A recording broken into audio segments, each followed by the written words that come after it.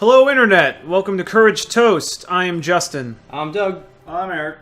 And welcome back to Crusader Kings II, our game in which we are trying to get the achievement. What was it again? Oh. On English Neck, a Norman Yoke, which is basically playing as William the Bassfish. You wrote Bassfish? Yeah. Seriously? Bassfish. William the Bastard, and we're supposed to start at the Stamford Bridge bookmark, which is what we are at, and we have to win the war, essentially. So my curiosity was, why are we not at war in the first place? I'm not sure if that's an event or if I need to declare war, so I'm going to check if I can. Hi, buddy. Oh. This looks different. It is different. So, That has a shitload Okay. of requirements. So yeah. Well, the nice thing is the game does tell you requirements for Yes. like everything. It always tells you why you can't do something. Usually. What are your bubbles at the top there? Yeah. So that's a great point, Doug. Thank you for bringing that up. These bubbles are basically important things the game deems necessary to tell you. So this first one here is title lost in succession, and it basically means that if my character dies, William the Bastard here, if he dies, the barony of Beaumont and the barony of Argentan will be given away to different characters, not the heir. So, I should probably explain a little bit of the purpose of this game, essentially. Well, I mean, the purpose of this game really can just be anything as far as what the game's mechanics allow you to do. But kind of the idea here is you play as a dynasty of characters. Like, this is... Instead of just being about, like, just the nations and all that, and, like, kind of like what Europa Universalis is all about, like, you basically play as a dynasty of rulers and different characters that rule the lands and stuff. And there's a lot of, like, kind of political intrigue and, like, a lot of interesting stuff that happens around. So there's kind of some role-playing elements to it, which I kind of find interesting. So, objectively, you can really make the game whatever you want it will. Like, I mean, if you want to spread your house's name all over the countryside, like, all over the place, you can certainly do that. If you just want to paint the land in one country's name, you can certainly do that. Like, for instance, like you can see here, this is a house view. Like, these are all the family members of the House of de Normandy. All those skulls indicate that these people are dead. Yes, if you highlight it, it actually tells you when they died and when they were born. So it's like a, you know, it's interesting to see where they trace from. So if I clicked on this guy, this is the Yeah, quite the it's too face. far. This guy was existing in, he died in 932 AD. So An old man, though. over 100 years ago is when this guy died. But he is the earliest ancestor in this specific house for William de Normandy. This is supposed to be historically accurate. Generally for historical characters, they're going to be pretty accurate as far as, like, they generally try to make it match.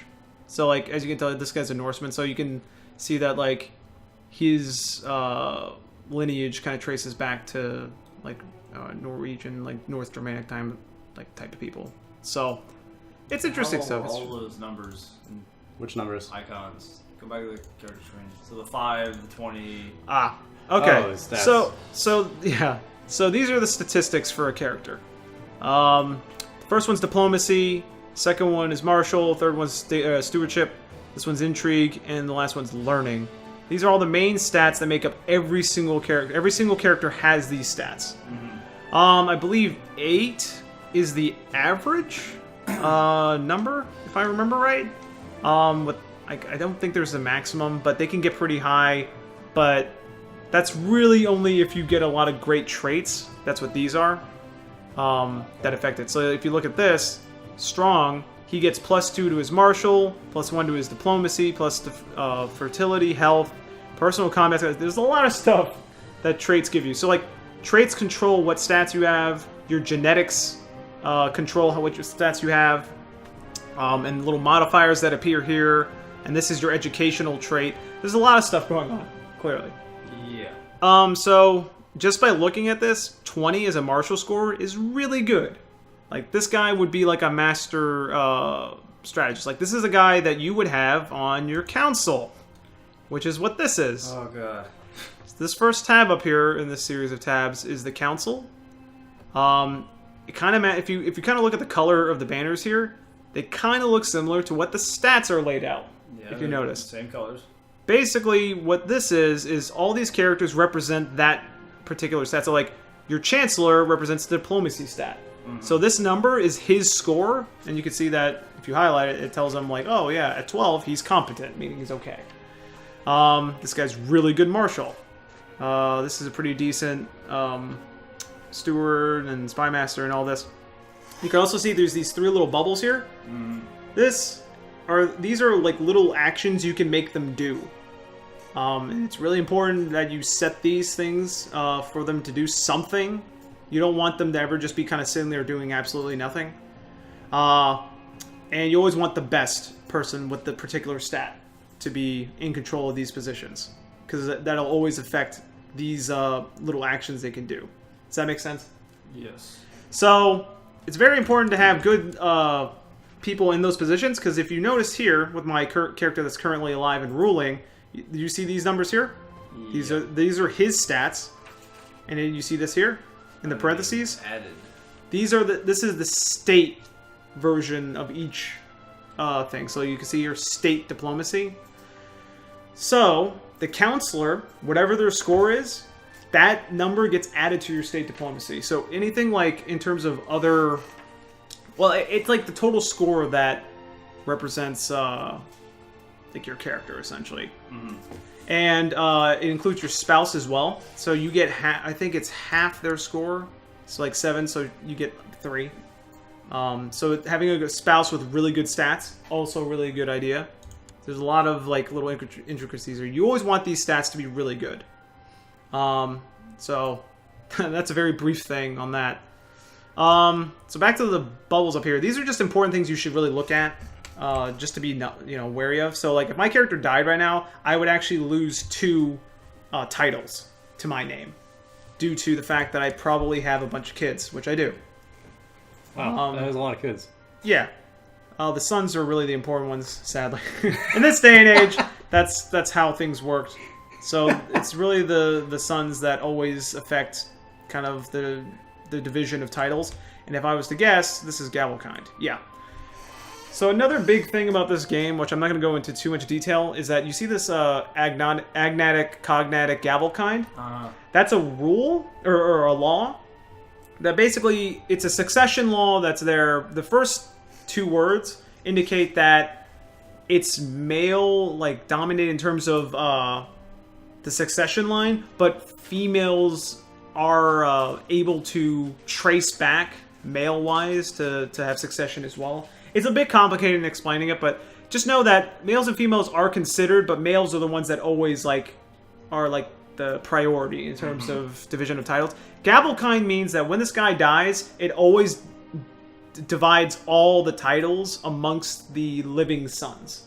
So because he has 3 sons, and this one already has a count, or a county, the other 2 sons are going to get 2 lands, which is what this is indicating.